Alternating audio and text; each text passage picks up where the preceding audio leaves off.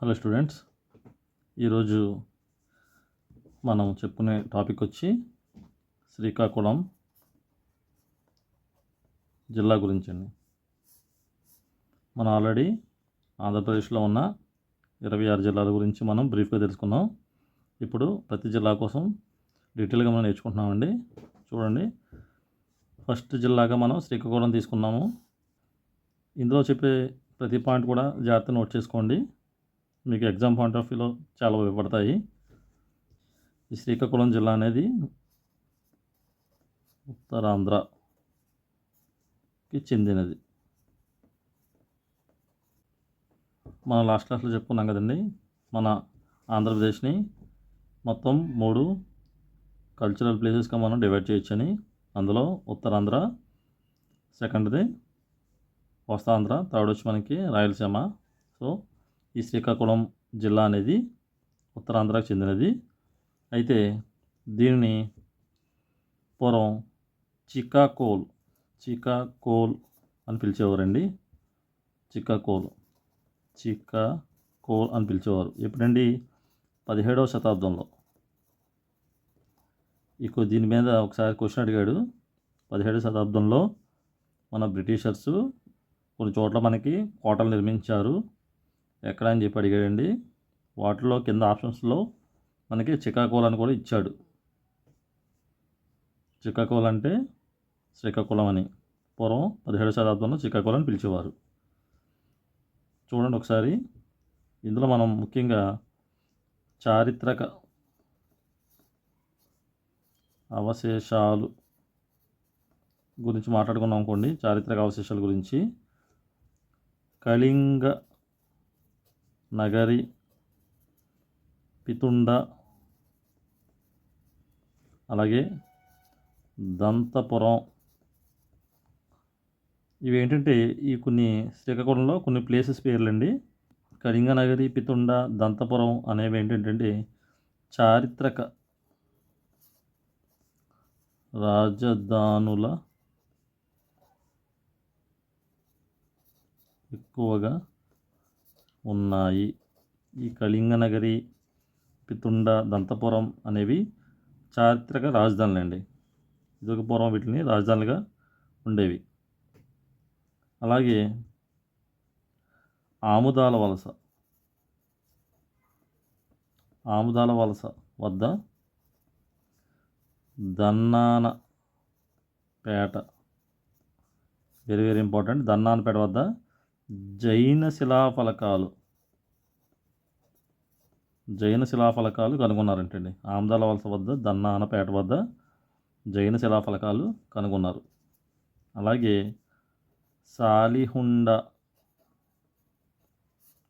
సాలిహుండ అనేది ఒక ప్రత్యేకమైన బౌద్ధ అవశేష ప్రదేశం అండి. బౌద్ధ అవశేష ప్రదేశము. ఇది శ్రీకాకుళం నుంచి 18 కిలోమీటర్ల దూరంలో ఉంటుందండి. శ్రీకాకుళం ఏంటండి? ఈ శ్రీకాకుళం జిల్లాలో శ్రీకాకుళం అనేది మెయిన్ సిటీ. ఈ శ్రీకాకుళానికి 18 కిలోమీటర్ల దూరంలో ఈ సాలిహొండ అనే ప్రదేశం ఉంది. ఇది ఒక ప్రసిద్ధమైనటువంటి బౌద్ధ అవశేష ప్రదేశం అండి ఇది. నెక్స్ట్ సంగమయ్య కొండ.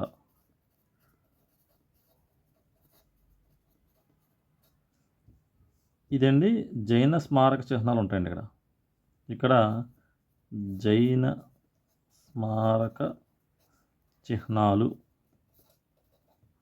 ఈ సంగమయ్య కొండ అనేది దేనికి ఫేమస్ అండి? జైన స్మారక చిహ్నాలు అనేది ఇక్కడ ఉన్నాయన్నమాట. చూడండి, ఈ చారిత్రక అవశేషాలు అంటే కళింగనగరి, పితుండ, దంతపురం అనేవి ఏంటంటే చారిత్రక రాజధానులుగా ఉన్నాయంటండి అక్కడ ఒకప్పుడు. అలాగే ఆముదాల వలస వద్ద, దన్నానపేట వద్ద జైన శిలాఫలకాలు అనేవి లభ్యమయ్యాయంట. అలాగే సాలిహుండ అనే ప్రదేశం అనేది ప్రసిద్ధమైనటువంటి బౌద్ధ అవశేష ప్రదేశం ఉంటుంది అది. అలాగే సంగమయ్య కొండ అనేది కూడా జైన స్మారక చిహ్నాలు అక్కడ ఉన్నాయి. ఇవన్నీ కూడా చారిత్రక అవశేషాలుగా మనం చెప్పుకోవచ్చు. ఇప్పుడు ప్రస్తుతం ఈ జిల్లాలో అంటే శ్రీకాకుళం జిల్లాలో మొత్తంగా అసెంబ్లీ నియోజక వర్గాలు ఎన్ని ఉన్నాయంటే 8 ఉన్నాయండి. అసెంబ్లీ నియోజకవర్గాలు 8 ఉన్నాయి. అలాగే లోక్సభ నియోజక వర్గాలు 2 ఉన్నాయన్నమాట. ఈ అసెంబ్లీ నియోజకవర్గాలు 8 ఏంటండి? ఇచ్చాపురం, పలాస, టెక్కలి, పాతపట్నం, శ్రీకాకుళం, ఆముదాల వలస, నరసన్నపేట, అలాగే ఎచ్చెర్ల. ఇవన్నీ కూడా శ్రీకాకుళంలోకి వస్తాయి. శ్రీకాకుళం, ఇదేమో విజయనగరం వస్తుంది. మనకి లోక్సభ నియోజకవర్గాలు కూడా 2 అని చెప్పాను కదా, అదొకటి శ్రీకాకుళం, నెక్స్ట్ విజయనగరం అన్నమాట. అలాగే మనకి రెవెన్యూ డివిజన్లు. శ్రీకాకుళంలో ఎన్ని రెవెన్యూ డివిజన్లు ఉన్నాయి? 3 రెవెన్యూ డివిజన్లు 3 ఉన్నాయండి. అవి ఏమేమిటండి? పలాస, శ్రీకాకుళం, అలాగే టెక్కలి. 3 కూడా రెవెన్యూ డివిజన్లు. అలాగే మొత్తంగా 30 మండలాలు ఉన్నాయి ఈ శ్రీకాకుళం జిల్లాలో. చూసారండి ప్లేస్లు బాగా గుర్తుపెట్టుకోండి. ఇచ్చాపురం, పలాస, టెక్కలి, పాతపట్నం, శ్రీకాకుళం, ఆముదాల వలస, నరసన్నపేట, ఎచ్చెర్ల. మనకి 3 రెవెన్యూ డివిజన్లు ఉన్నాయి. అవి పలాస, శ్రీకాకుళం, టెక్కల్లోకి వస్తాయి. అలాగే 30 మండలాలు ఉన్నాయండి. వీటితో పాటుగా కొన్ని ప్లేసెస్ కూడా ఉన్నాయి, కొన్ని ఊర్లు కూడా మీరు గుర్తుపెట్టుకోండి. ఇవన్నీ కూడా శ్రీకాకుళం జిల్లా ఉన్నాయి. అంటే ఏమేమి పేర్లు అంటే కోటబొమ్మాలి, సంతబొమ్మాలి, అలాగే నందిగాం, కాశీబుగ్గ, ఇచ్చాపురం, అలాగే కవిటి, అలాగే పైడి భీమవరం. ఇవన్నీ కూడా అండి శ్రీకాకుళంలోనే ఉండే ప్రదేశాల పేర్లు, అంటే ఊర్ల పేర్లు. ఈ పైడి భీమవరంలోనే డాక్టర్ రెడ్డిస్ ల్యాబొరేటరీ, ఈ డాక్టర్ రెడ్డిస్ ల్యాబొరేటరీ అనేది ఈ పైడి భీమవరంలో ఉంది, గుర్తుపెట్టుకోండి. నెక్స్ట్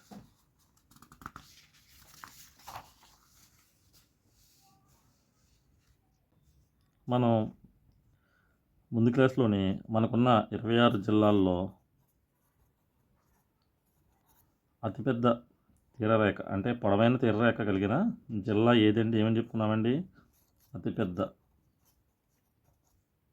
అంటే పొడవైన, అతిపెద్ద అంటే పొడవైన తీరరేఖ కలిగిన జిల్లాని ఏమని చెప్పాను?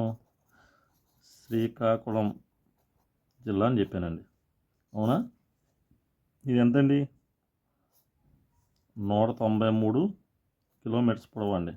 ఈ శ్రీకాకుళం అనేది పొడవైన తీరరేఖ కలిగిన జిల్లా అండి. 193 కిలోమీటర్లు గుర్తుపెట్టుకోవాలి. అడిగితే మీరు శ్రీకాకుళం అని చెప్పాలి.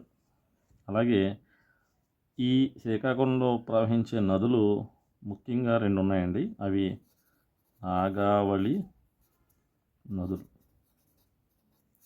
నాగావళి, అలాగే వంశధార.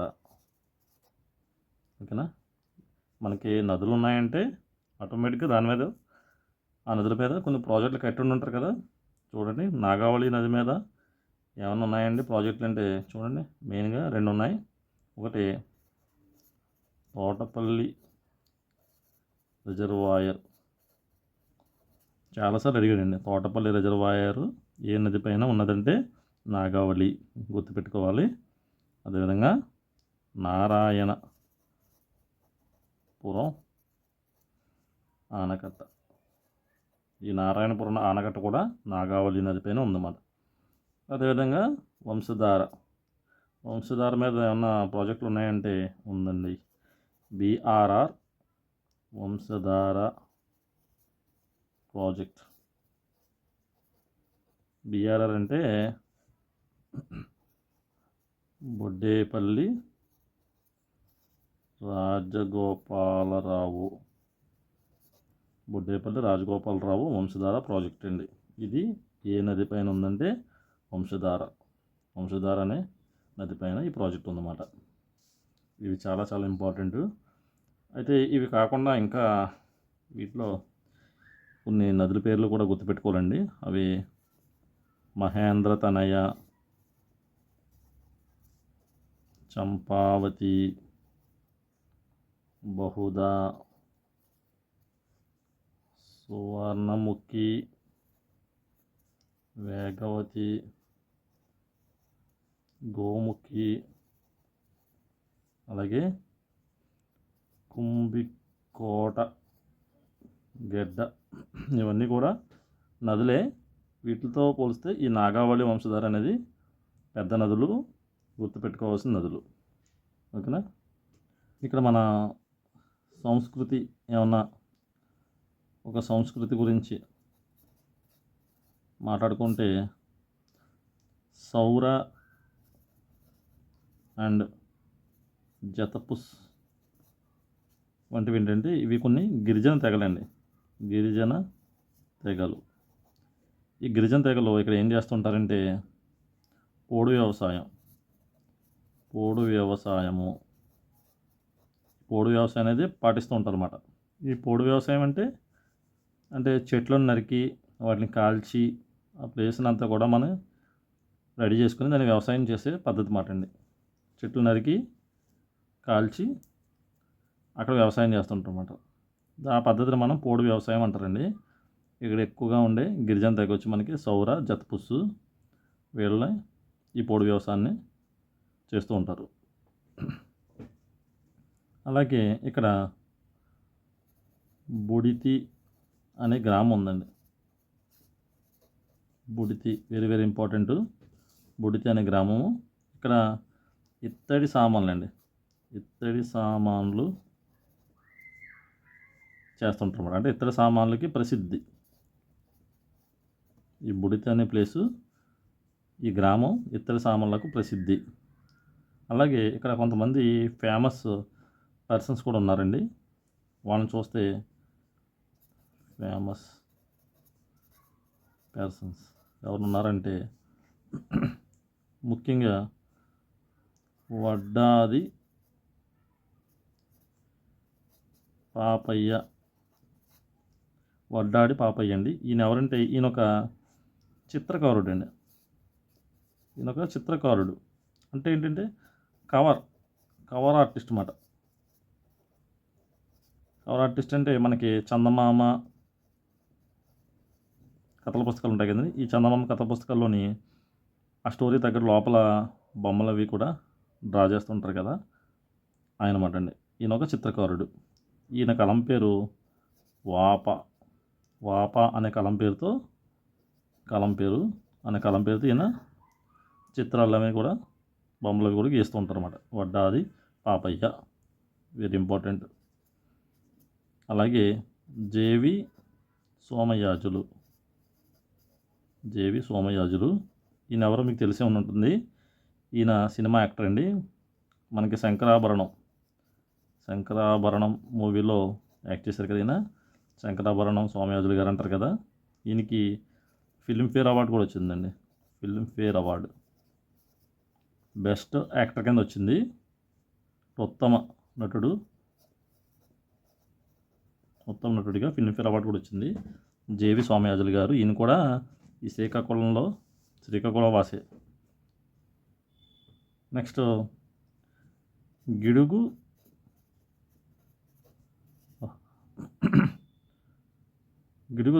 వెంకటరామూర్తి అండి.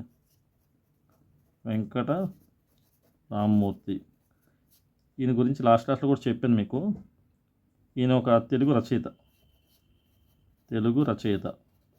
ఈయన బర్త్డేట్నే మనం ఆగస్టు 29వ తారీఖున తెలుగు భాషా దినోత్సవంగా మనం జరుపుకుంటుంటాం కదా. ఈయన ఒక తెలుగు రచయిత. ఈ గిడుగు వెంకటరామూర్తి గారు కూడా. ఈయన ఎక్కువగా ఏమంటూ ఉండేవారంటే మన రచనలు అంటే మనం రాసే రచనలు ఏవైనా కూడా వ్యావహారిక భాషలో, వ్యావహారిక అంటే ఏంటంటే మనం రెగ్యులర్గా వాడే భాషలో మనకు రచించినట్లయితే ప్రజలకి ఈజీగా అర్థమవుతుంది అని చెప్పి ఈయన చెప్తూ ఉండేవాడు అన్నమాట. ఈ గిడుగు వెంకటరామమూర్తి గారు. ఈయన కూడా ఈ శ్రీకాకుళం జిల్లా నుంచి వచ్చిన వ్యక్తి. నెక్స్ట్ మనకి సినిమా యాక్టర్స్ కొంతమంది రావు రమేష్ గారు, అలాగే రావు గోపాలరావు,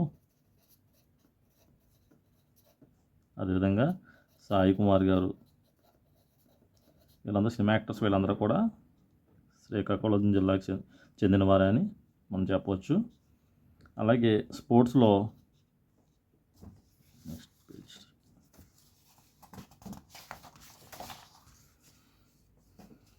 మనకి స్పోర్ట్స్లో కూడా చూసినట్లయితే కరణం మల్లేశ్వరి గారు,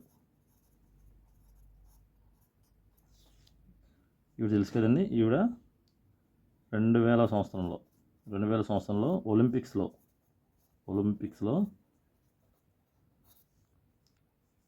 పథకం గెలుచుకున్నారు అన్నమాట. కరణం మల్లేశ్వరి ఇందులోని వెయిట్ లిఫ్టింగ్లో మనకి 2000 సంవత్సరం ఒలింపిక్స్లో మనకి పథకం గెలుచుకున్నారు. ఈవిడికి అర్జున్ అవార్డు కూడా వచ్చింది. అర్జున్ అవార్డు,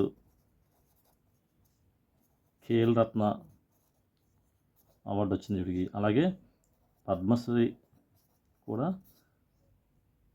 అవార్డు కూడా ఈవిడికి వచ్చిందండి, కరణం మల్లేశ్వరి గారికి. నెక్స్ట్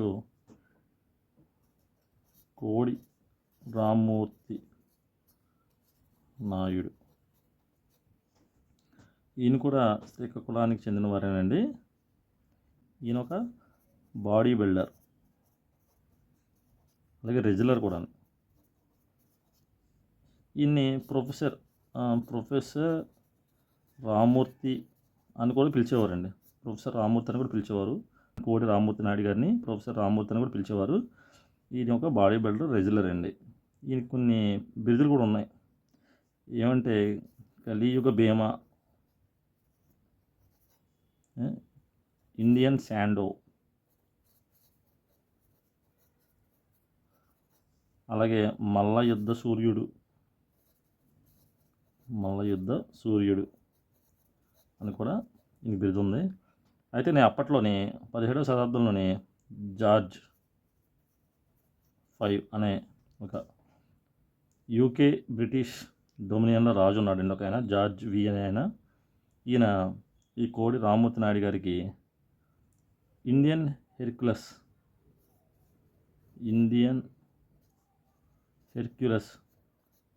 అనే బిరుదు కూడా ఇచ్చారండి. ఈ జార్జ్ 5 ఆయన. ఈయన ఎవరండి? ఈయన ఒక యూకే బ్రిటిష్ డొమినియన్ల రాజు. ఈయన కోడి రామ్మూర్తి నాయుడు గారికి ఇండియన్ హెర్క్యులస్ అని బిరుదు ఇచ్చారు. ఇది కూడా ఇంపార్టెంటే. మీరు ఈయన చూడండి, ఈయన బాడీ బిల్డర్ అంటే బేసిక్గా మనం నాన్ వెజ్ తింటారేమో అనుకుంటాం, కానీ ఈయన చాలా కఠినమైన వెజిటేరియన్ అండి. ఈయన కఠినమైన వెజిటేరియన్ అంటే అసలు నాన్ వెజ్ తినేవారు కాదు. ఈయన అంతా వెజిటేరియన్ అయ్యింది కూడా. ఆయన ఒక బాడీ బిల్డర్, ఒక రెజ్లర్. ఈయన కొన్ని యోగాసనాలు కూడా వేస్తుంటారండి. అవి వాయుస్తంభన,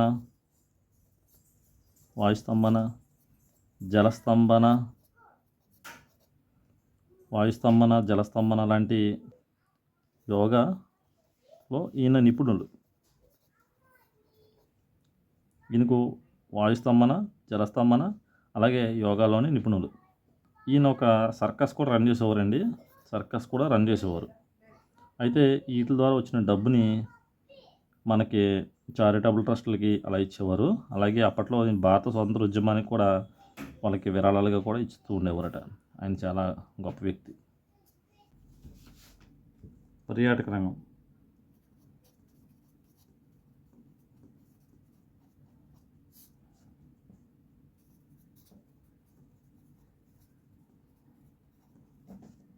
ఈ పర్యాటక రంగంలో ఉండండి, మొదటిది అరసవెల్లి సూర్య దేవాలయం. చూడండి, ఈ అరసవెల్లి సూర్య దేవాలయం అనేది శ్రీకాకుళం జిల్లాలో ఉంది. ఇది అరసవెల్లి అనే ఊర్లో ఉందండి సూర్య దేవాలయం. అయితే ఈ దేవాలయాన్ని 7వ శతాబ్దంలో కళింగ పాలకుల చేత నిర్మించబడింది. ఇక్కడ ప్రతి సంవత్సరం కూడా రథసప్తమి పండుగని చాలా ఘనంగా జరుపుతారన్నమాట అండి. ఇక్కడ ఈ అరసవెల్లి సూర్య దేవాలయం అనేది అరసవెల్లి ఊర్లో ఉందండి. ఈ గుడిని 7వ శతాబ్దంలో కళింగ పాలకులు నిర్మించారు. ఇక్కడ ప్రతి సంవత్సరం కూడా రథసప్తమి పండుగని ఘనంగా నిర్వహిస్తారు. నెక్స్ట్ శ్రీకూర్మం ఆలయము. శ్రీకూర్మం ఆలయము, దీన్ని శ్రీకూర్మనాథ ఆలయము అని కూడా అంటారండి. అయితే ఇక్కడ చూడండి, కూర్మం అంటే తాబేలు. కూర్మం అంటే తాబేలు అండి. అంటే తాబేలు అవతారమైన కూర్మ రూపంలో విష్ణువుకు అంకితం చేయబడింది అన్నమాట అండి. ఈ ఆలయం వచ్చి విష్ణువు తాబేలు రూపంలో ఉంటారండి. ఇక్కడ తాబేలు రూపంలో విష్ణువుకి ఈ ఆలయాన్ని అంకితం చేశారు. అదే ఈ గుడి ప్రాంగణంలోనే కూర్మతీర్థం అనే ఒక పవిత్రమైనటువంటి చెరువు కూడా ఉందంటండి. పవిత్రమైన చెరువు ఉంది. ఇది ఎందుకు పవిత్రమైన చెరువు అన్నారంటే, ఇక్కడ మనం స్నానం చేసిన ఈ నీరు తాగినా కూడా మనకి చాలా వరకు జబ్బులు తగ్గుతాయని ఇక్కడ నమ్మకం అండి. దీనికి వైద్యం చేసే లక్షణాలు ఉన్నాయని చెబుతున్నారు. నెక్స్ట్ శ్రీముఖ లింగం ఆలయము.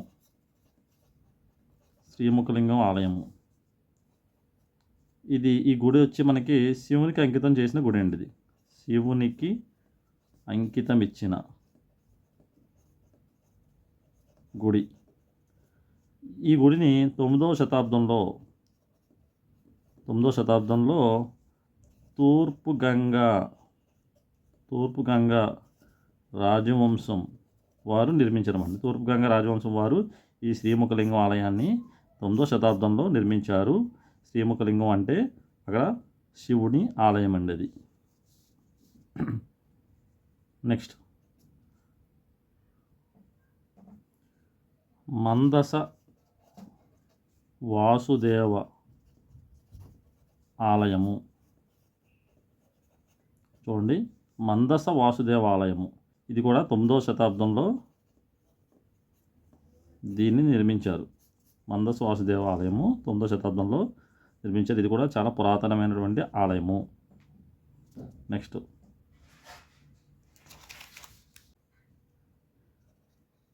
కళింగపట్నం బీచ్ లేదా పోర్ట్. ఈ కళింగపట్నం బీచ్ ఆర్ పోర్ట్ వచ్చింది మనకి మన నది గురించి చెప్పుకున్నాం కదా.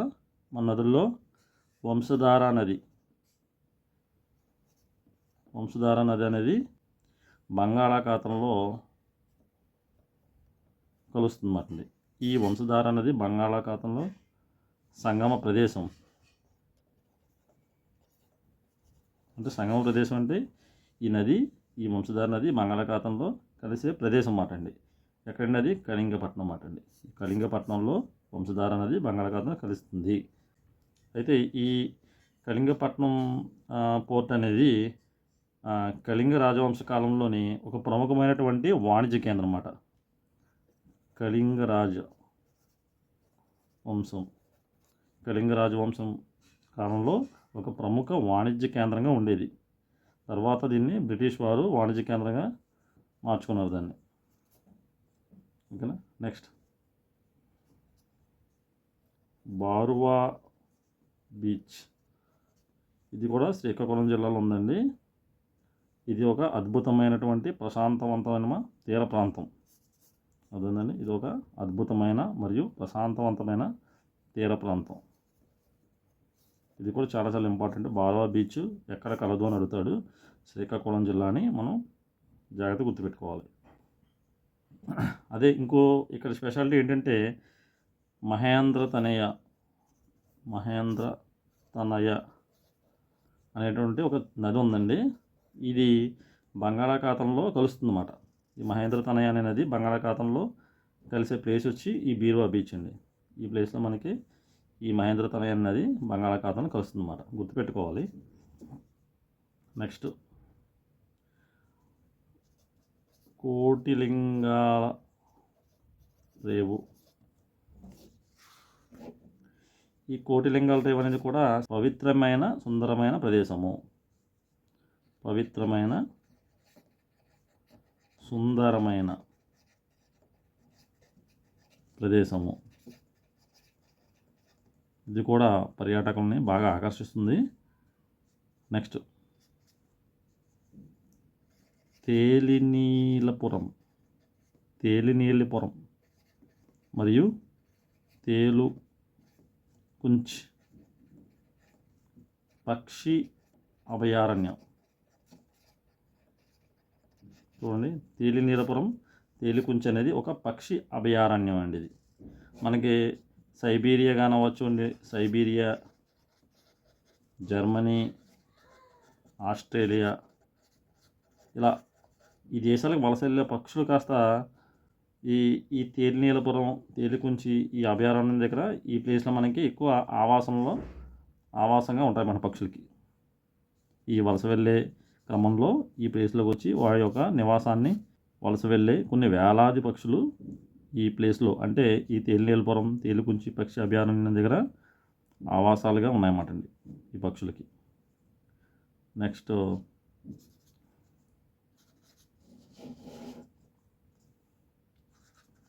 దర్భకుళం సరస్సు అండి. దర్భకుళం సరస్సు ఇది కూడా ఒక శ్రీకాకుళం జిల్లాలో ఉన్నటువంటి ఒక మంచినీటి సరస్సు.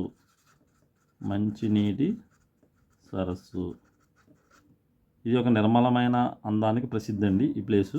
ఈ దర్భకుళం సరస్సు అనేది ఒక మంచినీటి సరస్సు మరియు ఒక నిర్మలమైన అందానికి ప్రసిద్ధి. ఇక్కడ ఏంటంటే సహజ వాతావరణం ఎక్కువగా ఇష్టపడే పర్యాటకులకు ఇది చాలా ప్రసిద్ధ స్థానం అన్నమాట అండి. సో ఇవన్నీ కూడా చూడండి ఒకసారి. సో చివరిగా చూసినట్లయితేనండి, ఈ శ్రీకాకుళం జిల్లాలోని ఏమేమి వస్తువులు ఉత్పత్తి చేస్తారు.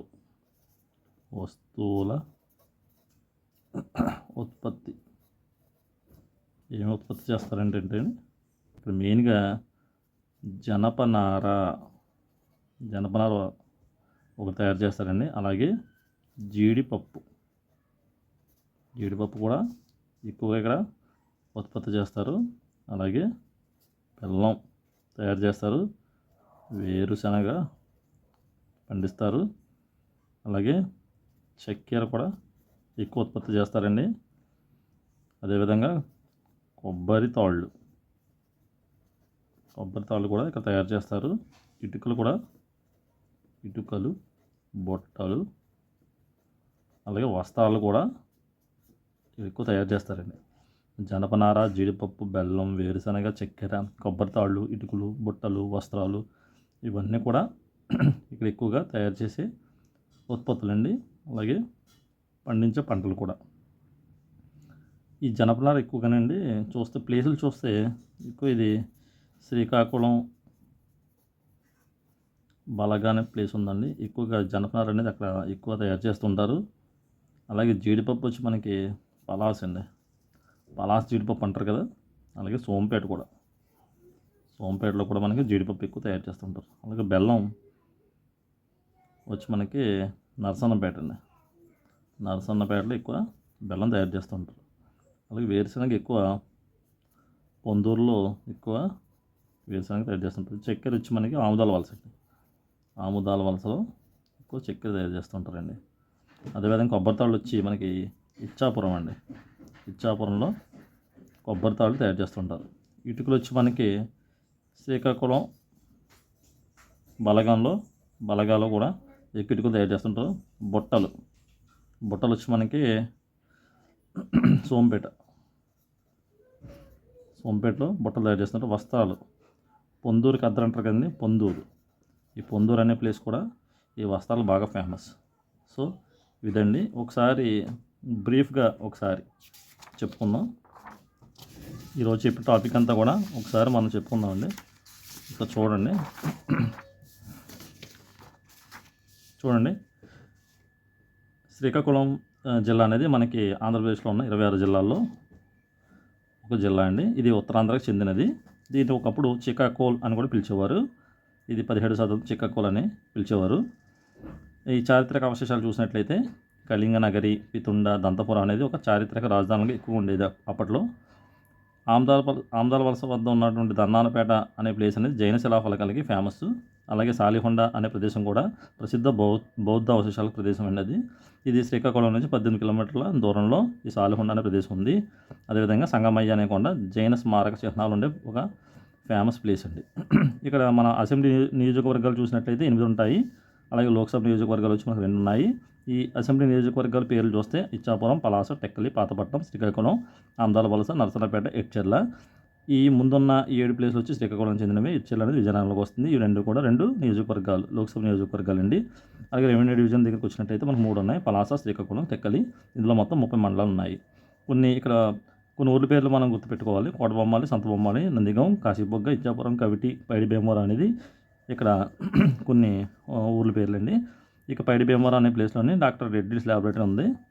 ఇది కూడా ఇంపార్టెంటే. నెక్స్ట్ మనం చెప్పుకున్న 26 జిల్లాల్లో అతిపెద్ద తీరరేఖ కలిగిన జిల్లా ఏంటంటే శ్రీకాకుళం జిల్లా. ఇది 193 కిలోమీటర్ల పొడవైన తీరరేఖ కలిగి ఉంది. ఇక్కడ మనం ముఖ్యమైన నదులు చూసినట్లయితే నాగావళి, వంశధార అనేవి ముఖ్యమైనటువంటి నదులు. నాగావళి నది పైన ఉన్నటువంటి ఆనకట్టలు చూసినట్లయితే తోటపల్లి రిజర్వాయర్ అనేది నాగావళి పైన ఉన్నది. అదేవిధంగా నారాయణపురం ఆనకట్ట అనేది కూడా నాగావళి పైన నిర్మించి ఉన్నారు. వంశధార పైన ఇంకేమైనా ప్రాజెక్టులు ఉన్నాయంటే బీఆర్ఆర్ వంశధార ప్రాజెక్ట్ అనేది ఉందండి. బీఆర్ఆర్ అంటే బొడ్డేపల్లి రాజగోపాలరావు వంశధార ప్రాజెక్ట్ అండి. ఇదే విధంగా మనం ఇక్కడ మహేంద్ర తనయ, చంపావతి, బహుదా, సువర్ణముఖి, వేగవతి, గోముఖి, కుంభికోట గడ్డ అనేది కొన్ని ముఖ్యమైనటువంటి చిన్న నదులండి ఇవి. ఇక్కడ మన సంస్కృతి చూసినట్లయితే ఇక్కడ సౌరాన్, జత్పుస్ అనేటువంటి 2 గిరిజన తెగలు ఉన్నాయి. వీళ్ళు ఎక్కువగా పోడు వ్యవసాయం చేస్తూ ఉంటారు. పోడు వ్యవసాయం అంటే అడవుల్ని నరికి కాల్చి అక్కడ వ్యవసాయం చేస్తూ ఉంటారు అన్నమాట. ఇక్కడ అలాగే ఒక గ్రామం ఫేమస్ అండి, బుడితి అనే ఒక గ్రామం ఉంది. ఇక్కడ ఇతర సామాన్లకు ప్రసిద్ధి. ఇక్కడ ఎక్కువ ఇతర సామాన్లు తయారు చేస్తుంటారు. ఇక మనకి ఫేమస్ పర్సన్స్ కానీ మనం చూసినట్లయితే వడ్డాడి పాపయ్య, ఈయన ఒక చిత్రకారుడు, అలాగే కవర్ ఆర్టిస్ట్ అండి. ఈయన ఎక్కువగా చందమామ లాంటి పుస్తకాల్లో ఎక్కువ బొమ్మలు గీస్తూ ఉంటారు. ఈయన వాప అనే కలం పేరుతో ఈయన చిత్రాలన్నీ గీస్తూ ఉంటాడండి. అలాగే జేవి సోమయాజులు గారు, ఈయన సినిమాలు ఎక్కువ యాక్ట్ చేస్తుంటారు. మనకు తెలిసిందే శంకరాభరణం మూవీలో యాక్ట్ చేశారు కండి. శంకరాభరణం సోమయాజులు గారు అంటారు. ఈయనకి కొన్ని ఫిల్మ్ఫేర్ అవార్డు కూడా వచ్చింది ఉత్తమ నటుడి కింద. నెక్స్ట్ గిడుగు వెంకటరామూర్తి గారు, ఈయన ఒక తెలుగు రచయిత. ఈయన చెప్పింది ఏంటంటే వ్యావహారిక భాషలో మనం రచనలు చేసినట్లయితే ఆ సామాన్య జనాలు కూడా బాగా అర్థమవుతుందని చెప్పారు. మనకి ఈయన బర్త్ రేటు ఆగస్టు 29వ తారీఖున తెలుగు భాష దినోత్సవంగా కూడా మనం జరుపుకుంటూ ఉంటాము. అలాగే సినిమా యాక్టర్స్ అయినటువంటి రావు రమేష్ గారు, రావు గోపాలరావు గారు, సాయి కుమార్ గారు కూడా ఈ శ్రీకాకుళానికి చెందినవారని మనం చెప్పవచ్చు. అలాగే లాస్ట్లో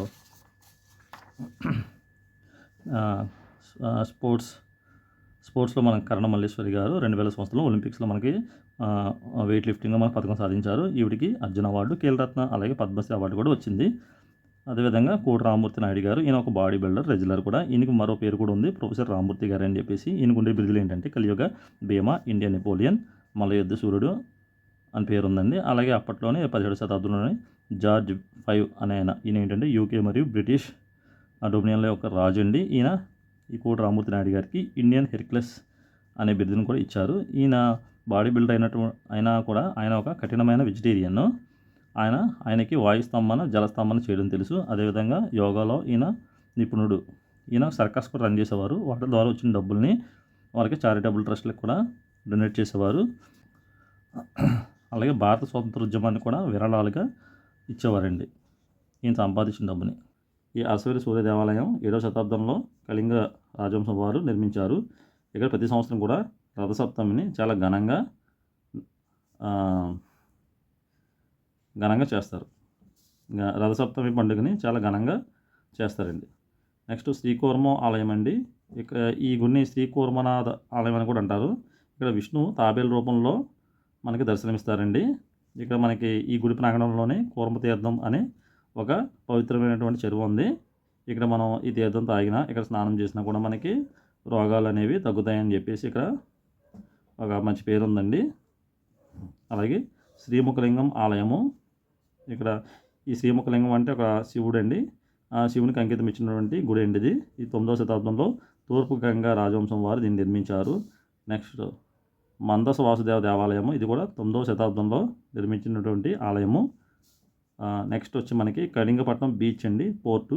ఇది వంశధార నది బంగాళాఖాతంలో కలిసే ప్రదేశము. ఇది చాలా ఇంపార్టెంట్. ఈ క్వశ్చన్ కూడా అడుగుతాడు. వంశధార నది బంగాళాఖాతం కలిసే ప్రదేశము ఎక్కడంటే కళింగపట్నం అని మనం గుర్తుపెట్టుకోవాలి. ఈ కళింగపట్నం బీచ్ అనేది కళింగ రాజవంశంలో వారు నిర్మించారు. అప్పట్లో వ్యాపారాలన్నీ కూడా ఈ బీచ్ ద్వారా జరిగేవి. Next Barwa beach. ఈ బార్వా బీచ్ అనేది మహేంద్ర తనే అనే నది బంగాళాఖాతంలో కలిసేటువంటి ప్రదేశం ఇది. ఇది కూడా ఇంపార్టెంట్. నెక్స్ట్ కోటిలింగాల రేవు. ఇది ఏంటంటే ఒక పవిత్రమైన సుందరమైన ప్రదేశము. ఇది పర్యాటకులను కూడా చాలా బాగా ఆకర్షిస్తుంది. నెక్స్ట్ తేలినీరిపురం తేలికుంచి పక్షి అభయారణ్యము. ఇక్కడ ఏంటంటే సైబీరియా, జర్మనీ, ఆస్ట్రేలియాకి వలస వెళ్ళే పక్షులన్నీ కూడా ఇక్కడికి వచ్చి సేద తీరుతాయి. ఈ ప్లేస్లో నివాసయోగ్యంగా ఉంటాయండి. వాటికి నివాసయోగ్యంగా ఉంటాయి. అలాగే చివరిగా దర్భకుళం సరస్సు అండి. ఇది ఒక మంచినీటి సరస్సు. నిర్మలమైన అందానికి ప్రసిద్ధి అండి. నిర్మలమైన అందానికి ప్రసిద్ధి. సహజసిద్ధంగా వాతావరణం ఇష్టపడేవారు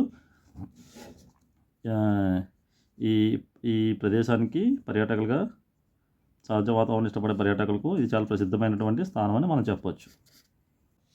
అదేవిధంగా మనం ఇక్కడ ఉత్పత్తి చేసే వస్తువులు కానీ చూసినట్టయితే జనపనార, జీడిపప్పు, బెల్లం, వేరుశనగ, చక్కెర, కొబ్బరితాళ్ళు, ఇటుకలు, బుట్టలు, వస్త్రాలు ఇక్కడ ఎక్కువగా తయారు చేస్తూ ఉంటారు, పండిస్తుంటారు. జనపనార చూసినట్లయితే శ్రీకాకుళం బలగంలోని, జీడిపప్పు పలాస, సోంపేటలో, అలాగే బెల్లం వచ్చి నరసన్నపేట, వేరుశనగ వచ్చి పొందూరు, చక్కెర ఆముదాల వలసలో తయారు చేస్తారు. అలాగే కొబ్బరితాళ్ళు వచ్చి చౌబన తయారు చేస్తున్నారు. ఇటుకలు శ్రీకాకుళం బలగాలో తయారు చేస్తారు. బుట్టలు వచ్చి సోంపేటలో తయారు చేస్తారు. వస్త్రాలు వచ్చేటికి పొందూరు కద్దరు అంటారు కదా, వేరే ఫేమస్. ఇదండి. ఈ నెక్స్ట్ క్లాస్లో మనం వేరే జిల్లా గురించి మనం మాట్లాడుకుందాం. Thank you.